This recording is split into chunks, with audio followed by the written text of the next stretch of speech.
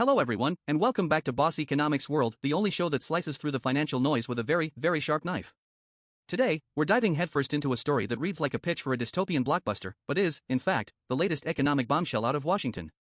The date is September 22, 2025. Just when you thought the global economic stage couldn't get any more chaotic, the Trump administration has decided to throw a live grenade into the world's most critical talent pool. The news? A modest proposal, really. If you're a high-skilled foreigner dreaming of working in America, all you need to do is have your future employer cough up a cool $100,000 just for the application fee for an H-1B visa. Let that sink in. Not the visa itself. The application. It's like paying a Super Bowl ticket price just to enter the lottery to maybe get a seat in the nosebleeds. At the same time, for those with deeper pockets, they've rolled out the red carpet, or rather, the gold one. Introducing the Trump Gold Card, a cool $1 million buys you a fast pass to U.S. residency.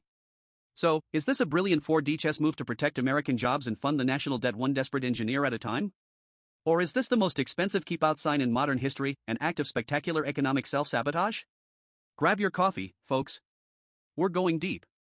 Let's start with the human-level chaos, the point of this policy iceberg. We have Satish, an Indian MBA student in San Francisco. His 5-year plan was classic American Dream 2.0, get a top-tier U.S. education, land a great job, contribute to the economy, and build a life. Now, his plan has been replaced by a single, terrifying number, $100,000. He, and hundreds of thousands like him, are the immediate collateral damage. These are the top minds from around the world who we lured here with the promise of our world-class universities.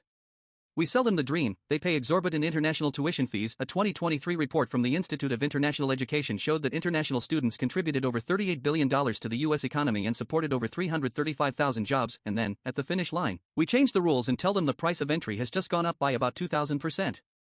The confusion and fear are palpable. The White House's oops, we meant new applicants only clarification did little to soothe nerves. Why? Because it signals a fundamental instability. It tells every current and future visa holder that their status is perpetually temporary, subject to the whims of a tweet or a sudden policy announcement. Capital, both financial and human, abhors uncertainty. Now, let's zoom out to the corporate level. Giants like Google, Apple, and Meta aren't just employers, they are global talent magnets.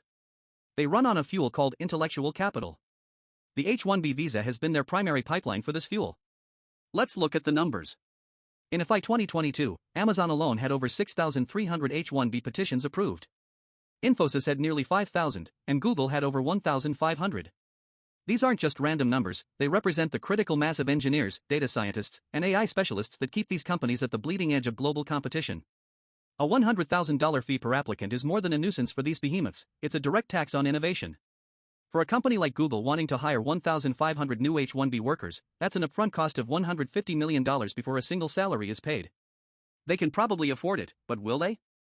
Or will they simply expand their engineering hubs in Toronto, London, or Bangalore, where the talent is just as good and the governments aren't actively trying to penalize them for hiring the best? But this is where the analysis gets critical. The real victims aren't the Googles of the world. It's everyone else. The lawyer in the article, Karen Wallman, nailed it. This policy is a death sentence for startups, small businesses, nonprofits, universities, and hospitals. A 5-person tech startup in Austin that has just raised a seed round cannot afford a $100,000 gamble on a single engineer. Stanford University, trying to recruit a brilliant postdoc researcher from Germany to work on a cancer breakthrough, can't justify that cost against its research grants. A rural hospital in Nebraska, desperate to hire a foreign-trained doctor to serve an underserved community, is now completely priced out. The Association of American Medical Colleges has been screaming about a projected physician shortage for years, estimating a shortfall of up to 124,000 doctors by 2034. A significant portion of our current physician workforce, nearly 25%, is foreign-trained. This H-1B fee doesn't just hurt Silicon Valley, it threatens to cripple our healthcare system. It's a policy that says, we'd rather have an empty hospital bed than one attended by a foreign doctor. It's economically and morally bankrupt.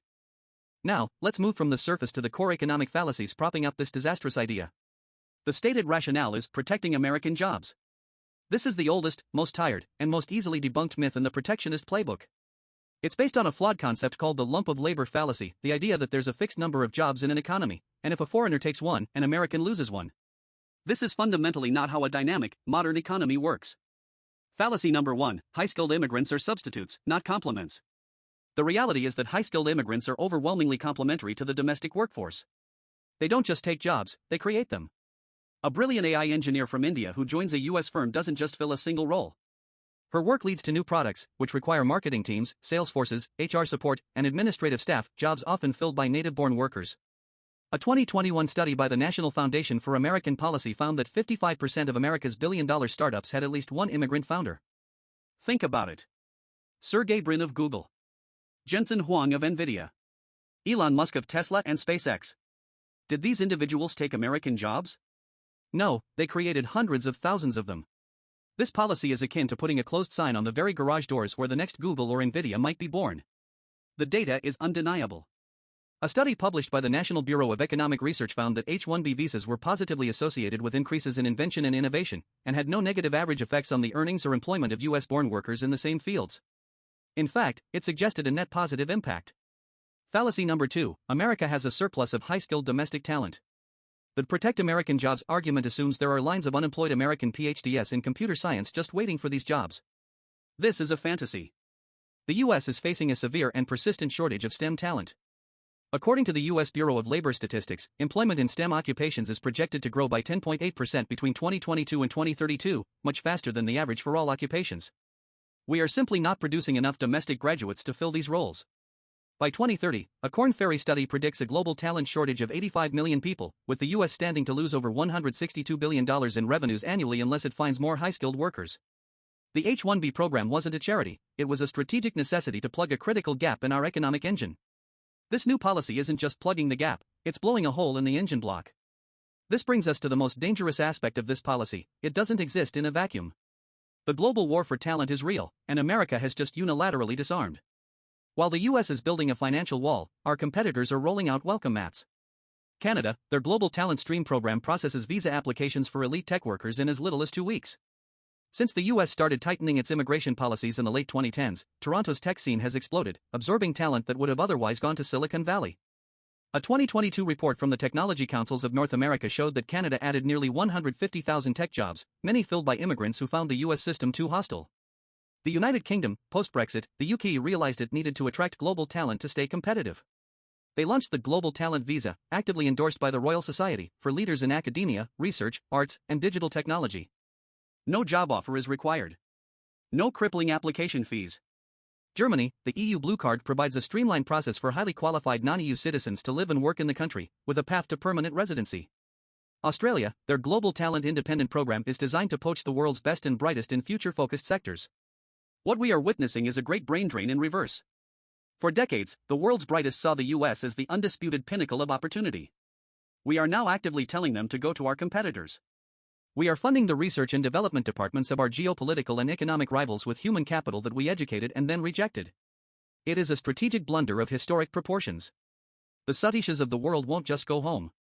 They'll go to Vancouver, or Berlin, or London, and they'll build their something better there.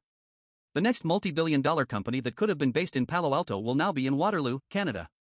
And we will have paid for their education, only to see the economic returns, the jobs, the taxes, the innovation accrue to another nation. Finally, let's talk about the philosophical corruption at the heart of this dual-track policy.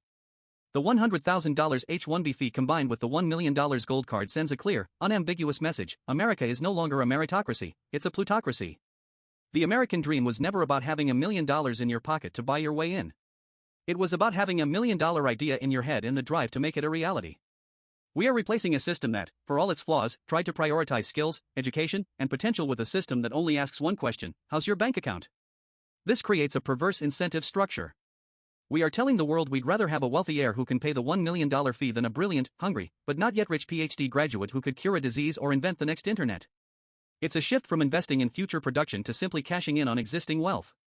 This is the economic mindset of a declining empire, not a vibrant, growing one.